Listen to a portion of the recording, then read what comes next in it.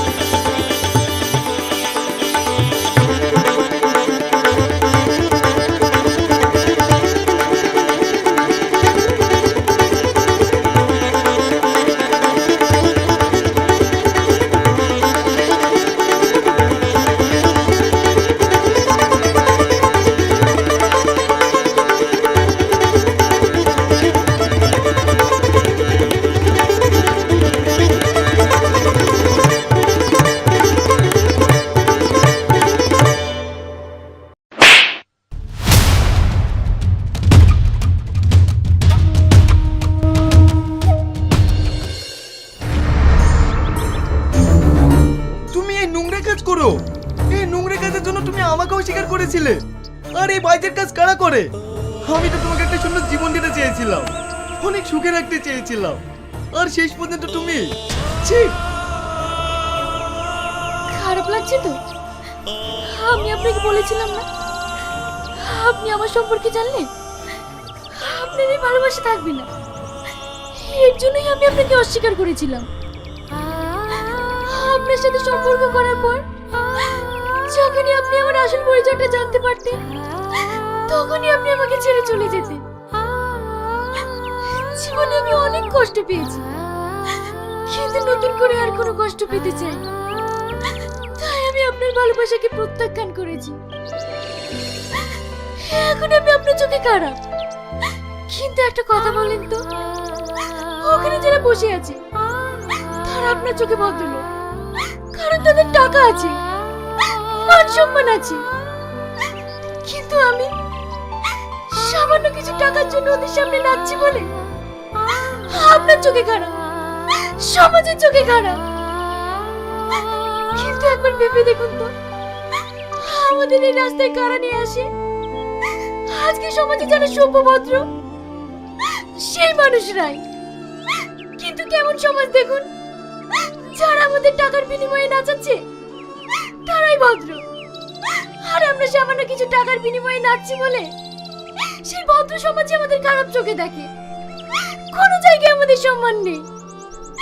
এর জন্যই আমি আপনাকে বলেছিলাম আমি আপনার যোগ্য নই। কত টাকা দেয় তোমাকে? আমি দেবো তোমাকে টাকা, কিন্তু তোমাকে এই নোংরা পথ ছেড়ে দিতে হবে।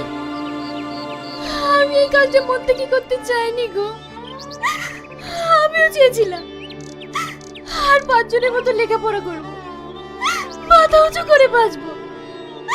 অনেক স্বপ্ন নিয়ে কলেজে ভর্তি হয়েছিলাম, কিন্তু সেখানেও দেখুন মেয়েদের কোনো নিরাপত্তা নেই।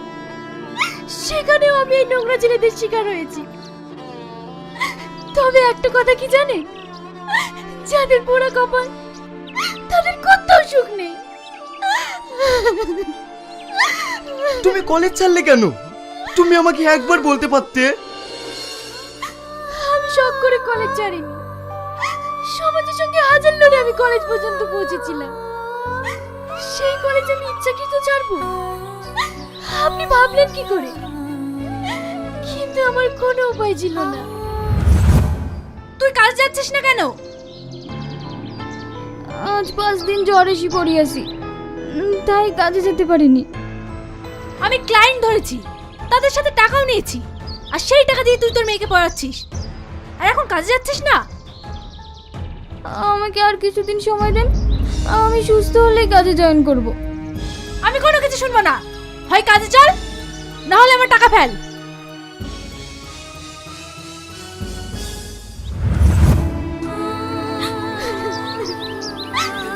এবার আপনি আসল সত্যটা জানলেন তো? এবার আপনি যান।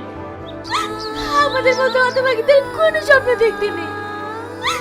তাই আমার মতো নোংরা মেয়ের সঙ্গে যুক্ত হয়ে আপনি আপনার জীবনটা নষ্ট করেন না।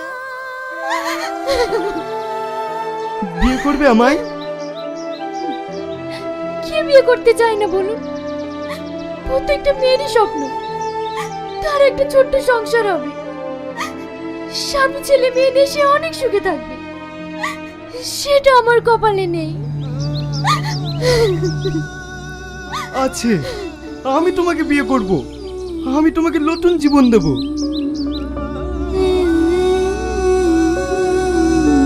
ভালোবাসি সত্যি তোকে।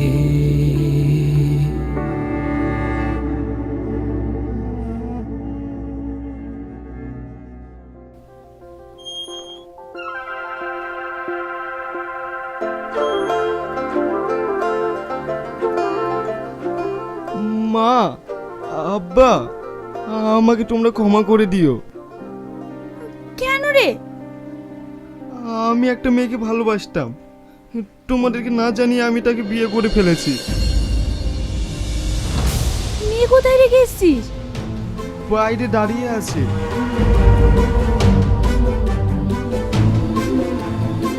ওকে নিয়ে আয়।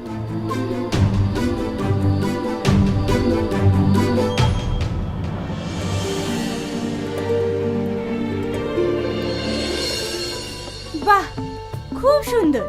আমার ছেলের পছন্দ আছে। এসো মা, এসো, ভেতরে এসো।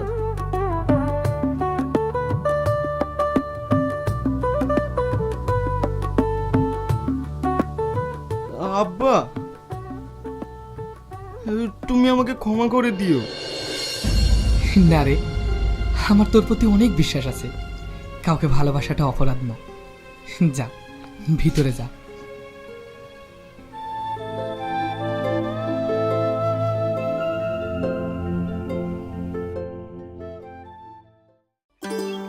সত্যি তোমার বৌমা লক্ষ্মী।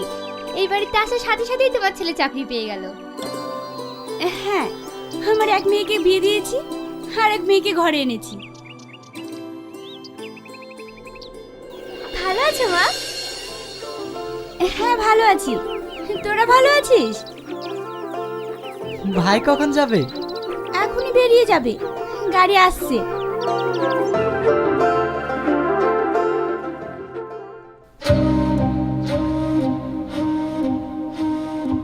কেঁদো না, আমার ট্রেনিং শেষ হলেই তো আমি ফিরে আসবো। সাবধানে যাবে, নিজের খেয়াল রাখবে আর টাইম মতো খাওয়া দাওয়া করবে। আরে পাগলি, সব করব, তুমি কোনো টেনশন করবে না। আমাকে ফোন করতে ভুলবে না কিন্তু। আচ্ছা ঠিক আছে, দেরি হয়ে যাচ্ছে।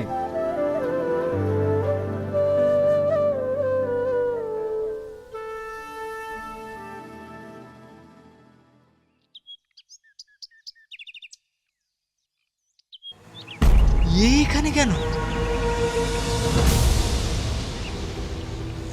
মা, গাড়ি চলে এসেছে। সাবধানে যাস আর ওখানে পৌঁছে ফোন করিস। ভাবি দেখতে খুব সুন্দর। ভাবিকে দেখতে আসবে আসবে করে আশাই হয়নি। আমি তাহলে আসছি।